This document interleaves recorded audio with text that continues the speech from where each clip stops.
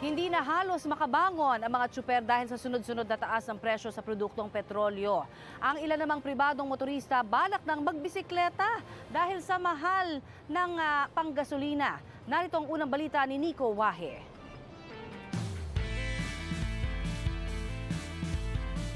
May kotse, may motor. Yan ang mga kakampi ni Michael Angelo sa kanyang araw-araw na pagpasok sa trabaho noon. Pero dahil sa sunod-sunod na taas presyo sa langis, bartolina muna sa garahe ang kanyang mga degasolina at bisikleta muna raw ang bibida. Ayon kay Michael Angelo, simula pa lang ng taon, nagdesisyon na siya magbisikleta muna pagpasok ng kanyang trabaho sa Makati. Mula rito sa bahay niya sa Las Piñas. Sa sobrang taas ng gasolina, apektado yung transportation, lalo na yung pagdadala ng sasakyan araw-araw. Nabibigatan na ako sa taas niya. Paano pa kaya ngayong linggo kung saan humigit kumulang 5 piso ang posibleng itaas muli ng presyo kada litro ng diesel? Mahigit 3 piso naman sa gasolina. Ika-10 sunod-sunod na yan na pagtaas. Sabi ni Michael Angelo, kung makikipagsapalaran siyang gamitin ang kanyang kotse, ang dating 2,000 piso lang na gasolina kada linggo, aabot na raw ngayon ng 2,500 pesos. Kung sa motor naman niya, mula 350 pesos na full tank kada linggo, malamang ay aabot na ng hanggang 500 piso. Pwede ko pa sana siyang gamitin bilang pangdagdag sa mga gastusin sa bahay, like yung mga ekstrang pagkain, or lalabas kami tuwing weekend, lalabas ko yung anak ko, family ko. Kung siya raw ang tatanungin, titiisin na lang niya ang 40 kilometrong balikang biyahe ng bahay at opisina kaysa gumastos ng malaki sa gasolina. Kung tipid sa tipid lang daw, malaki na titipid ngayon ni Sir Michael dahil hindi siya gumagamit ng gasolina at bike yung kanyang ginagamit. Pero may disadvantage, Sir Michael, no? Yung paggamit ng bike sa pagpasok, papunta at pauwi. Ano ba itong mga to? Katulad yan, before kasi kapag umuwi ako galing sa trabaho, mabilis lang kapag sasakyan at motor yung gamit ko. Since nung nag-bike ako, medyo humaba yung travel time ko. So nababawasan yung oras ko sa anak ko, sa pamilya ko. Higit sa lahat, mga tsuperan talagang napapangiwi sa taas presyo sa langis. Kaya marami sa kanila hindi na mapakali kung paanong diskarte ang gagawin para makatipid sa gasolina. So hindi ka na makakaikot? Hindi ka naikot lagi? Hindi pwedeng ikot ng ikot. Kailangan pumila ka na lang sa pilahan para makabawi ka sa gagamitin mong diesel. Paano magiging diskarte niya sa biyahe, sir? Sipag. Sipag na lang talaga. Tapos pila-pila na lang. Pila, hindi na pwedeng umikot-ikot. Yung... Sir, talo na. Kasi ang isang ikot ko, 160. Ang crudo ko. Pag nasilat pa, wala na nagkikitain lalo. Pero ano nga bang dahilan ng tila walang patid na taas presyo? Una, ang sobrang taas ng presyo ng Dubai crude oil. Sabi ng Department of Energy, noong Pebrero raw ay nasa $92 ang presyo nito kada barel.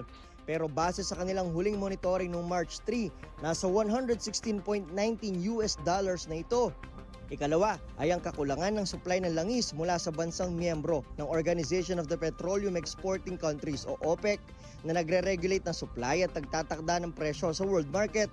Magsimula ang taon, ang OPEC Plus po na oil production ay may kakulangan po na ang estimate po ng International Energy Agency ay umaabot ng 1 million barrels per day. At ikatlo, kulang din daw ang supply sa mga bansang hindi miyembro ng OPEC.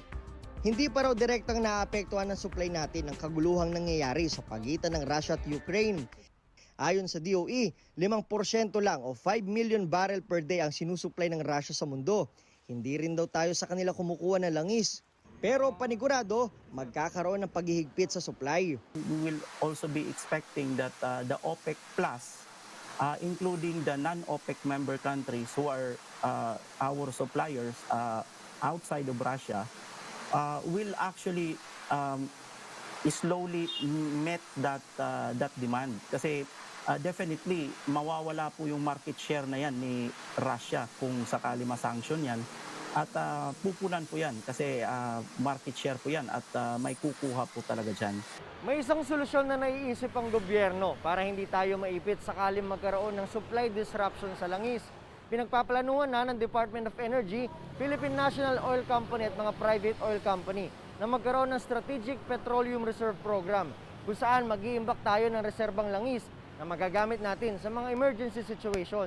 Sa ngayon, sapat para ang supply natin sa bansa. Para naman makatulong sa mga tsuper, minamadali na ang pagpasa ng Pantawid Pasada program kung saan makakatanggap sila ng fuel subsidy.